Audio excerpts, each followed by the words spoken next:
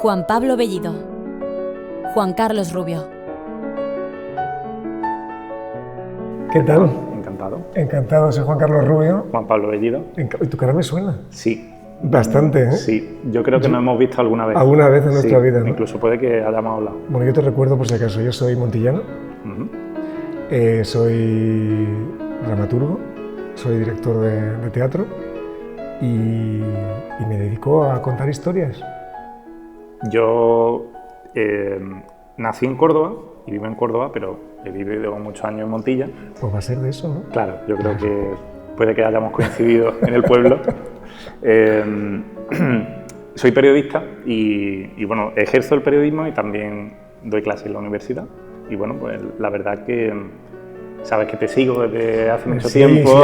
Si hay alguien que sabe cómo está mi carrera y lo que yo hago y además se encarga de contarlo de una manera maravillosa, eres tú. Así que mira, muchísimas gracias. Se agradece saber que uno hace las cosas medio bien. No, hombre, es que no existe, hoy en día no existes, bueno, en ningún momento se ha existido si no ha habido una repercusión, no ha habido una transmisión de esa figura, ¿no? Y la labor que tú haces con mi carrera es, desde luego, para darte un premio. Así que muchas gracias. Ahora te hemos tomado una copita ahora, si quieres, para celebrarlo. Sí, podríamos hacer un brindis. Nos han invitado a que hablemos de la ética. Telómeros, un programa de filosofía producido por Imprevisible Films. Corren malos tiempos para la ética. Casi siempre han corrido malos tiempos para la ética, sí, ¿no? Sí. Es algo... ¿Te parece si tú sirves la copa claro. Mientras yo...? Porque tengo una curiosidad. Me gustaría mirar exactamente, claro que esto es una maravilla, me gustaría mirar ética, qué es lo que dice el diccionario exactamente de la ética, antes de que empecemos a hablar de esto. Yo hago mucho buscar siempre en el diccionario quizá como me dedico a escribir, ¿no? Y me dedico a comunicar a través de personajes, me interesa mucho cómo el diccionario recoge una palabra, ¿no? Aquí dice ética, disciplina... ¿Está para mí? Sí. Mira, te lo voy a leer mientras tengo la copa en la mano. Que un buen vino siempre ayuda a leer lo que es la ética. Ética, nombre femenino. Disciplina filosófica que estudia el bien y el mal y sus relaciones con la moral y el comportamiento humano. 2. Conjunto de costumbres y normas que dirigen o valoran el comportamiento humano en una comunidad. ¿Empezamos brindando por la ética? Por ejemplo. A ver. Salud. Salud. Y ética. Bueno, está buenísimo, ¿eh? Pues mira, yo no sé en tu día a día profesional, pero en el desarrollo y en el ejercicio del periodismo, la ética es algo que tenemos absolutamente presente. Además, en la universidad, una de las asignaturas troncales de la carrera se llama Ética y Códigos y Valores Periodísticos, porque es verdad que en el ejercicio público que desarrollan los comunicadores, la manera de afrontar los hechos y de contar bueno, una realidad o de afrontarla, siempre se debe hacer con un claro sentido de la responsabilidad y de la ética, teniendo en cuenta que cada persona tiene su ética o su concepto de ética. Pero sí es verdad que hay hay como unos valores ahí en el ambiente, una especie de ética natural, unos principios que además son compartidos por muchas culturas que nos permiten saber diferenciar, sin que nadie nos lo haya explicado previamente, qué está bien y qué está mal. Entonces, en nuestro día a día, la ética la tiene absolutamente presente, pues no sé, a la hora de, por ejemplo, afrontar una noticia, si con esa noticia, aparte de prestar un servicio público de información, estás dañando innecesariamente a alguien. La ética sí es verdad que es un ingrediente que el periodista tiene que tener siempre presente para hacer su profesión, ejercer el periodismo de una manera honesta y que, bueno, pues cumpla la finalidad para la que es concebido. En realidad yo creo que la ética debería estar instalada en cualquier profesión. Al margen de que el periodismo debe haber una transparencia con esa ética hasta el límite, porque informáis y condicionáis la opinión pública y continuamente estáis aportando datos sobre temas que preocupan y que mueven el mundo.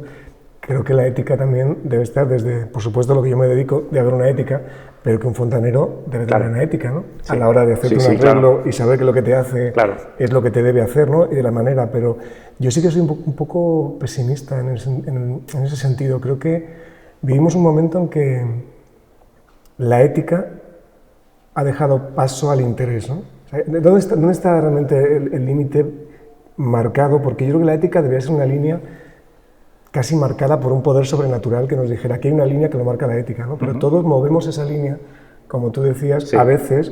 Bueno, a ver, esto quizá no es así, pero tampoco... son fronteras muy móviles, esas, las que delimita la ética. No es algo que digamos, es así, y nadie puede traspasar esta línea. Lo que para ti puede ser ético, igual para mí no lo es. Y creo que, insisto, vivimos en una sociedad en que realmente lo importante es lo que yo necesito, lo que yo quiero. Estamos como cada vez más envueltos en un sentimiento, yo creo, de individual que colectivo. A pesar de tanta comunicación, tantas redes y tantas cosas, somos más egoístas que nunca. Sí, también es cierto que la ética, precisamente porque es movible, como comenta, y cada persona tiene la suya, yo creo que a lo largo de los tiempos las sociedades han intentado regularla o delimitarla con otro concepto que yo creo que es primo hermano, sino hermano, que es el de la moral.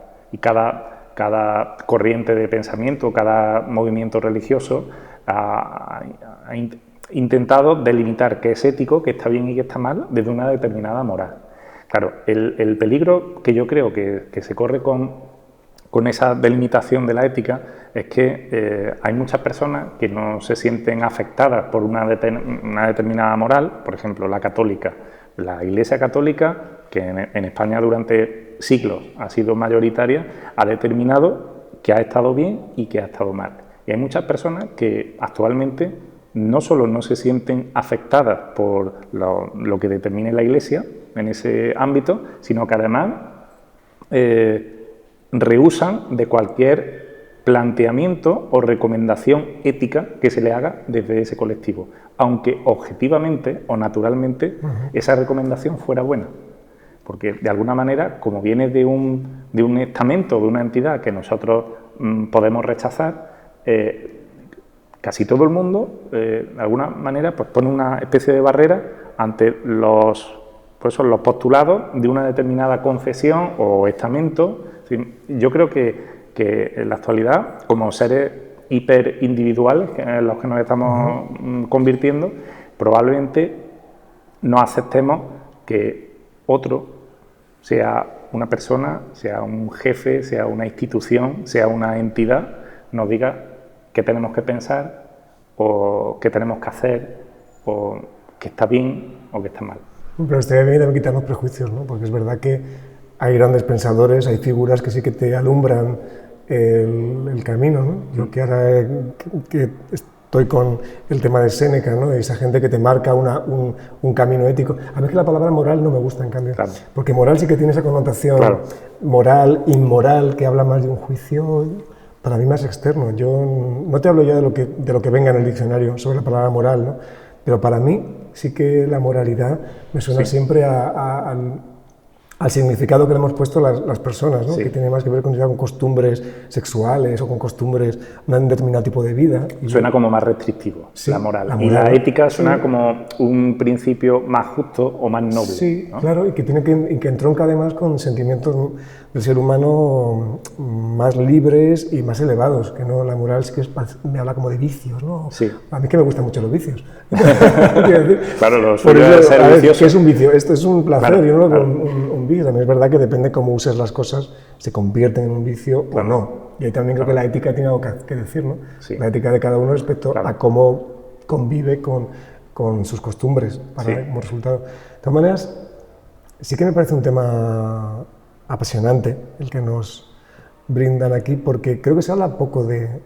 Tú hablas quizá más en tus clases en la universidad, pero se habla poco de la ética, ¿no? No está en la hoja de ruta de los políticos, por ejemplo, ni de los ciudadanos, porque somos un reflejo de los políticos en el fondo todos también.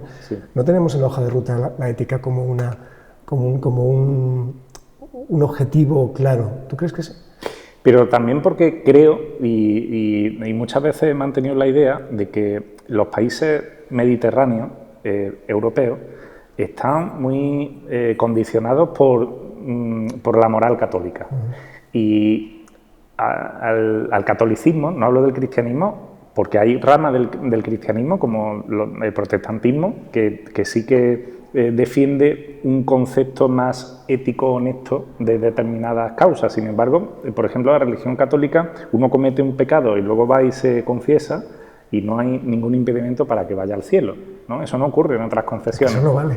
Claro. A mí me parece que es un poco... Claro, es una trampa. Claro, o sea, aquí te perdono, te doy una bula, sí, o te doy tal, sí, y ya no pasa nada. Claro, entonces eso, de alguna manera, invita, si quieres mentalmente o inconscientemente, invita a que, bueno, si uno se comporta de manera poco ética, poco honesta, porque para mí la honestidad y la ética van muy unidas, no pasa nada, porque luego uno se arrepiente sinceramente de su pecado, ¿no? Esto me lo estoy llevando al ámbito religioso, pero porque yo creo que un poco la estructura mental que tenemos en cuanto a la ética, a la honestidad, al comportamiento, bueno, a los principios y valores que defendemos como sociedad, está muy marcado por la religión. Porque aunque no profesemos en la actualidad ninguna confesión, pero sí que es verdad que nosotros, nuestra cultura procede realmente de todos los principios y valores que se nos transmitieron, en este caso. Hemos mamado desde muy pequeños. Tenemos una tradición cristiana, católica de siglos, y evidentemente eso cala en tu genética y te condiciona. Es muy interesante lo que tú decías, porque es verdad que los países mediterráneos, además, habiendo sido Grecia la cuna de todos estos filósofos tan importantes, parece mentira cómo hemos asumido, o es como yo lo veo muchas veces, que hay una cierta manera de relacionarse, yo no la llamaría menos ética, pero sí más relajada, si lo comparas con países del norte de Europa, sí, donde yo siempre me sorprende mucho en España cuando estás con amigos o cenando, tomándote algo, y comentamos tropelías que hemos cometido, y se comentan con, esto no lo pares. Claro. O sea, el tonto aquí es el que cumple la ley, el que tiene la ética es el tonto, ¿no? Yo ahora estoy trabajando con Javier Gomá, el maravilloso filósofo, en un proyecto teatral, y él tiene varios libros sobre la ejemplaridad, ¿no? Que también tiene mucho que ver con la ética. Un comportamiento ejemplar te acerca a una determinada ética. Y sí que es verdad que aquí en este país parece que pagar tus impuestos, llegar a tu trabajo a la hora, cumplir con las cosas, entender que si tienes un jefe hay unos condicionamientos que te unen a él también, como que cuesta un poquito más, hay una sensación más laxa de dónde están esos límites de los que hablamos, ¿no? Como más individual.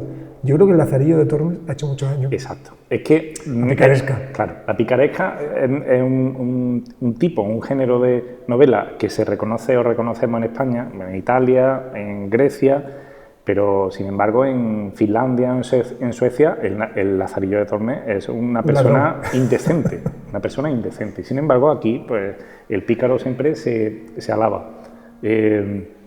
Muchas veces nos sorprende que un político en Alemania dimita porque copió un párrafo de una tesis doctoral de 900 páginas y un párrafo se le olvidó citar y dimite. Huelga decir que en España ha habido tesis doctorales, no ya que hayan sido plagiadas enteras, sino incluso tesis doctorales que no han sido escritas por los profesores que la defendieron y no pasa nada.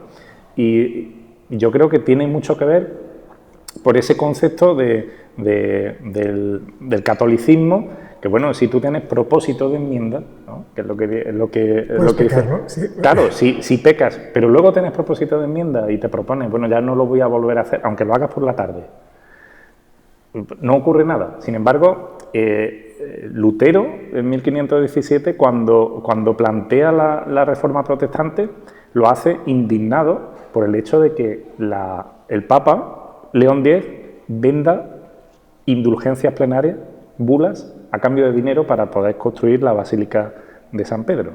O sea, concede el perdón eterno a cambio de dinero. Es una barbaridad.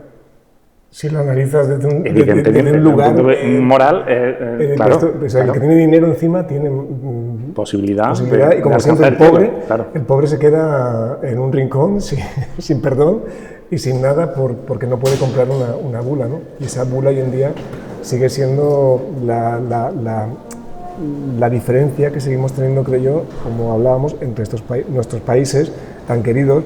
Y yo no hablaré mal de España, porque yo adoro. Claro. Hace un gran país para muchas cosas, pero es un país complicado para la ética. Sí, de todas formas yo detecto en los últimos años que estamos avanzando y no necesariamente para mal. Quiero decir, yo que tengo la suerte de trabajar con gente joven, me doy cuenta que la gente joven es cada vez más descreída desde el punto de vista de la religión, sea católica, sea evangelista, la que sea, son cada vez más descreídos, pero sí me encuentro que la gente cada vez tiene más claros los principios o la finalidad a la que deben de aspirar como sujetos sociales. Quiero decir, la gente, yo me encuentro con la mayoría de jóvenes que tienen muy claro cómo quieren que sea la sociedad que le van a dejar a futuras generaciones y tienen un elevado concepto o conciencia social sobre el medio ambiente, sobre la cultura, sobre, no sé, principios como la necesidad del esfuerzo para conseguir alguna cosa. Es decir, yo ahí sí que tengo cierta esperanza. ¿Te puedes hacer abogado del diablo? Sí, claro. En este caso, yo también, yo soy una persona positiva y tengo sobrinos y conozco gente mucho más joven y les veo, ¿no? Sí que vamos a mejor. Yo creo que la sociedad va mejor siempre. Nos comparamos con como estábamos hace 50 años, 100 años o 200 y ya la gente, en este país al menos, sales a la calle y no te van a cortar el cuello nada más salir. O sea, todo ha ido a mejor, ¿no? Pero creo que muchos planteamientos que desde la juventud se hacen con un idealismo como maravilloso y positivo, en cuanto estas personas, muchos jóvenes, ya tienen algo que pueden perder, me refiero al dinero, como siempre. Sí. Cuando tenemos ya un pequeño corral que defender, me parece que la ética muchas veces se transforma en otra cosa. Lo que me sirve cuando no tengo nada, no me sirve. Porque, por ejemplo, hay un asunto con la vivienda, ¿no? En este país tremendo. Sí. En ciudades como Madrid, que realmente es increíble lo que pueden pedir por el alquiler de un piso. No digo ya por la compra, que es una cosa fuera de las posibilidades, digo por el alquiler, ¿no? Claro. Vamos a propuestas de limitar el precio de la vivienda. Pero ¿qué pasa con los propietarios que alquilan una vivienda? ¿Dónde está la ética que tú deberías tener como propietario pensando, a ver, tengo un apartamento, es verdad que lo puedo alquilar por 1.000 euros quizá o 1.100, pero que si lo alquilo por 750, 800 euros a una persona, estoy aplicando mi ética de entender el mundo. Quizá estoy haciendo realidad la ética, porque la ética no se puede quedar en el mundo de las ideas, ¿no? Sí. Y me parece que mucha gente que tiene ética cuando no tiene bienes, pierde la ética cuando los tiene. O sea, que el dinero es el gran corruptor de la ética. Pero es que es así desde que el hombre es hombre, ¿no? Claro. Es que el ser humano bueno, me acuerdo cuando trabajé con El Príncipe de Maquiavelo, que es un tratado tan inmenso sobre el poder, ¿no? Sobre cómo sujetar el poder, sobre lo que nos pasa a los seres humanos cuando estamos cerca de la riqueza, del poder. Y es verdad que el ser humano se transforma. Y la ética, como decía esa frase, ¿no? Si no te gustan mis principios, tengo otros. Claro. Y como además cualquier persona cuando ocupa ese cargo, llamémoslo de empresa, no ya solamente los políticos es un segmento de la sociedad. A mí me preocupa más la sociedad, cómo, insisto, cómo justificamos los comportamientos cuando estamos en un lado o cuando estamos en otro. Y la ética debería ser una ética global, ¿no? Que pudiese amparar tanto a un empresario como a un trabajador, tanto no es, depende de dónde estés, ver las cosas. Y sí que me he encontrado con gente que ha cambiado radicalmente de ética, ¿no? Según posee más o menos ceros en su cuenta corriente. Porque la finalidad de la ética, ¿cuál sería? ¿Crees tú? ¿Alcanzar la felicidad? ¿Alcanzar la justicia social? Pero es que yo creo que la ética sirve para vivir en sociedad. Eso como principio fundamental, es una de las grandes herramientas que deberíamos tener para vivir en sociedad, la ética. Porque a ver, si yo vivo en una isla solo, necesito la ética. Si tú estás solo, ¿qué es la ética para un náufrago? Puede ser, no voy a matar a las especies que están en la isla, no voy a cortar demasiados árboles, pero también imagino que en ese punto estás limitado pero yo creo que la ética, cuando convives con tus amigos, tu familia, por supuesto las comunidades de vecinos, yo no he visto sitio menos ético que una comunidad de vecinos. La gente que tienes tan cerca, el señor o señora que viven debajo, al lado, arriba, cuando hay una junta, parece que va a estallar una nueva guerra civil en este país. Y yo muchas veces pienso, ¿qué nos pasa, no?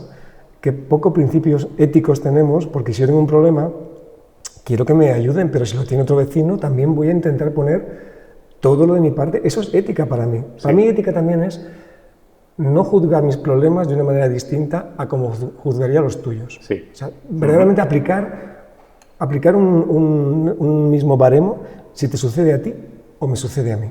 No cuando me pasa a mí, topa a mí, y cuando te pasa a ti, napa a ti. Eso creo que es un instrumento que la ética serviría mucho, ¿no? Sí, yo creo que la ética impregna otra serie de valores que hace que la sociedad funcione. Por ejemplo, la solidaridad, la cooperación, la amistad. La empatía. La empatía es una palabra fundamental. Es una palabra que no se utiliza casi hoy en día y creo que es la palabra clave, ¿no? Ponte en el pellejo de otra persona y quizá puedas comprender algo más de su realidad, ¿no? Y esa empatía la ejercemos poco y también tiene mucho que ver con la ética, ¿no? ¿Y piensas que hay alguna situación en la que se pueda defender actuar de manera poco ética?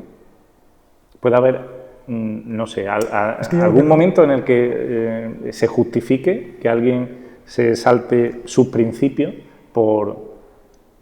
Es que, claro, a mí la palabra ética me produce mucho respeto, como para saltarla. Ya decía Ortega y Gasset, ¿no? El hombre y sus circunstancias, el hombre y su realidad. Es verdad que no es igual estar en una guerra, cruzando una frontera y tener que sobrevivir con esas circunstancias. ¿Dónde está la ética ahí? Pues imagino que esa ética toma otros derroteros cuando tienes que sobrevivir de esa manera. Pero yo creo que hay que intentar siempre mantener una ética. Claro, también yo soy un privilegiado. A ver, mi ética puede ser ética de tocador, ¿no? Ética como de burgués, que yo me dedico a lo que me gusta, vivo de ello, no tengo problemas. Claro, mi ética, la ética, insisto, a lo mejor hay gente que no puede mantener. Pero yo no llamaría que se salten la ética, yo llamaría sencillamente sobrevivir, lo que supone muchas veces tener que buscar alimento, comida, una seguridad, ¿no? Y ahí sí que creo que es otra cosa. Yo creo que ya... pero incluso hay gente que así se comporta con ética. ¿No te parece que hay gente que incluso en los peores momentos mantiene una dignidad? Que la palabra dignidad está muy cerca de la ética, que es otra gran palabra. Honestidad, empatía, dignidad, honestidad, ética. Son palabras que creo que son... Todas están en un saco, claro, lo que pasa es juntas. Que el instinto de supervivencia, el dinero, y la aspiración por lograr el éxito al precio que sea, pues siempre juegan, o al menos están ahí ojo avizor, por si puede caer en la presa de la ética. Es decir, que la ética muchas veces puede sucumbir al deseo de alguna persona de alcanzar el éxito al precio que sea, o de conseguir dinero al precio que sea. Entonces muchas veces yo creo que en la sociedad se le da valor a personas y a proyectos que han conseguido un objetivo determinado de manera poco ética.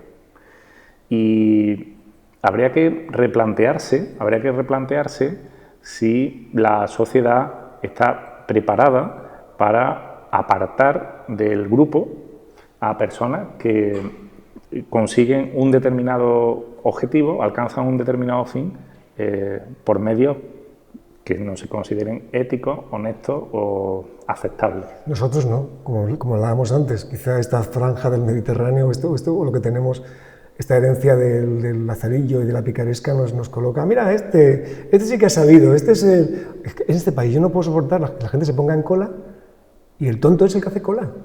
Yo, en este caso, que lleve una cola y me pongo, porque entiendo que hay gente que está esperando eso de ven para aquí, ahí empezamos una deriva, que luego sigue con los impuestos y luego sigue con poner la música alta en mi casa porque en mi casa hago lo que quiero, que luego pasa por... y todo eso al final va cayendo en un mismo saco de la ética. Decías antes lo del dinero, pero volviendo a Séneca, que ahora me tiene tan imbuido con este desmontando a Séneca, Séneca al final de la brevedad de la vida lo que nos habla es que el mayor bien es el tiempo. Es que no nos damos cuenta de que nos vamos a morir, por ahora. A lo mejor algún día inventan ya la inmortalidad y este debate pasa a ser otro tipo, pero a día de hoy somos seres finitos y el tiempo no lo puede comprar el dinero. Y nos hemos trasladado a un lugar en el que ese éxito, en el que ese dinero ocupa la primera línea de nuestros deseos, de nuestros sueños, ese triunfo, ¿no? ¿Dónde queda el tiempo?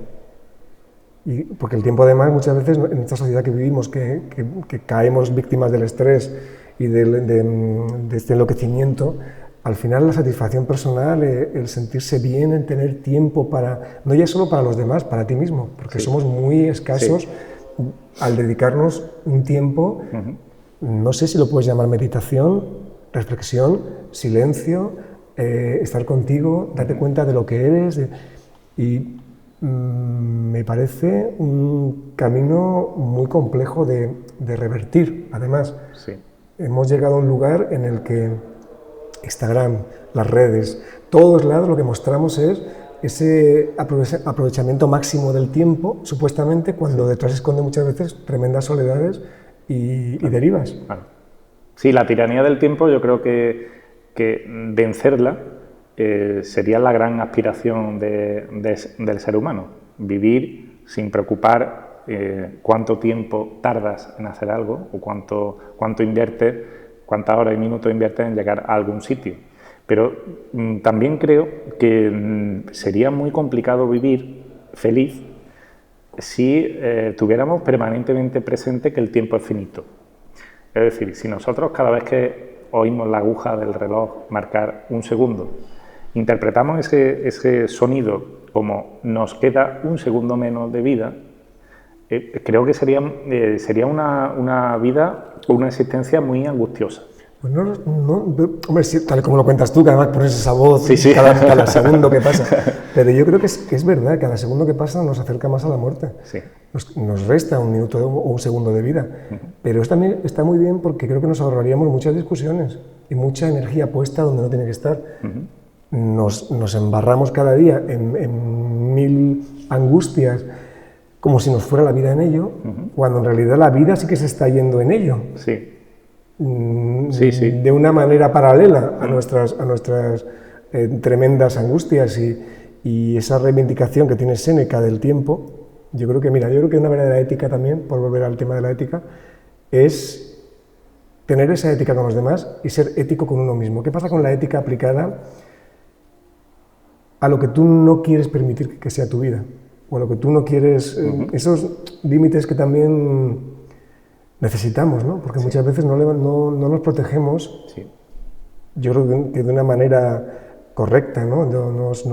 Yo creo que el enfado, el grito y todo eso a mí no me gusta, pero sí que una ética te puede servir de defensa frente a la falta de ética de otras personas y te puede servir para relacionarte con los demás de esa manera mucho más cordial. Y aparte, creo que tener un código ético también te hace saber cómo comportarte en momentos en que te puede inundar la duda de ¿qué hago? O sea, si tienes un código ético dices, no, es que no lo voy a hacer. Claro.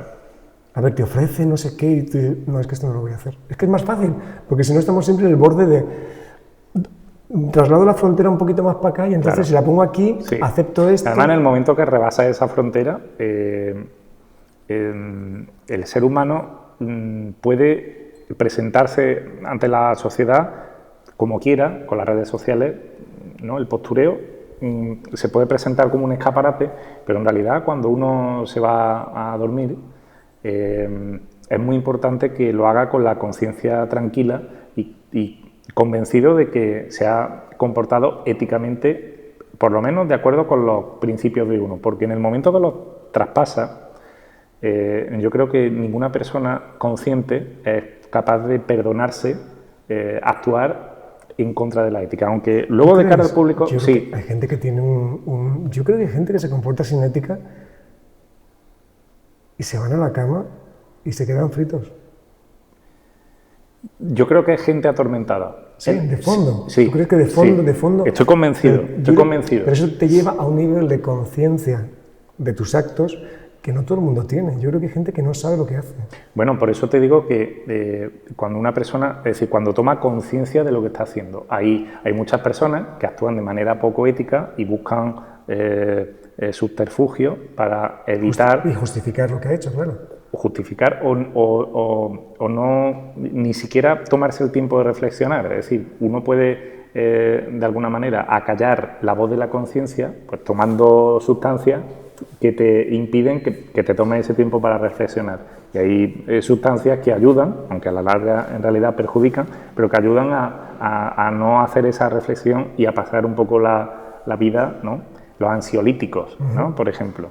El ansiolítico es verdad porque te para ese primer golpe y te permite dormir tranquilo. Con esto no quiero decir que las personas que tomen ansiolíticos sean poco éticas, que la ansiedad puede venir por múltiples causas, ¿no? Pero sí es cierto que hay muchas personas que actúan de manera poco ética y yo creo que viven, para evitar vivir atormentados, tienen que recurrir a determinadas sustancias o subterfugios, no siempre sustancias, incluso actividades, para presentarse ante la sociedad pues como seres absolutamente éticos, inmaculados, perfectos, felices, ¿no? Pues yo creo que al final el ser humano aspira en realidad a ser feliz, y cada uno es feliz pues de una determinada manera. No sé quién decía que no es más feliz quien más tiene, sino quien menos necesita, sí. Pero es verdad que hay gente que es menos ética, que necesita acaparar muchos bienes y mucho dinero para ser feliz, porque es incapaz de ser feliz con pequeñas cosas que están al alcance de todos. Tú comentabas antes, oye, qué bien sería tener tiempo para meditar, para estar en silencio. El silencio es una cosa que está al alcance de todo el mundo. Pero el silencio hoy en día no se lleva nada. Claro, el silencio te da tiempo a cerrar por aquí y poder... Ya, para terminar, una cita de Javier Gomá, como estoy con él, que es maravillosa, que la felicidad consiste en no tener deudas con la vida, que también entronca mucho con Séneca, entronca mucho, y creo que entronca mucho ya con esta ética, que sí que es una palabra que me parece que debemos recuperarla en nuestro vocabulario, ponerla otra vez de moda y en circulación, y seremos quizá bastante más felices. Tenemos que brindar y despedirnos por la ética. Por supuesto, un placer. Y por Montilla. Por Montilla, cuídate.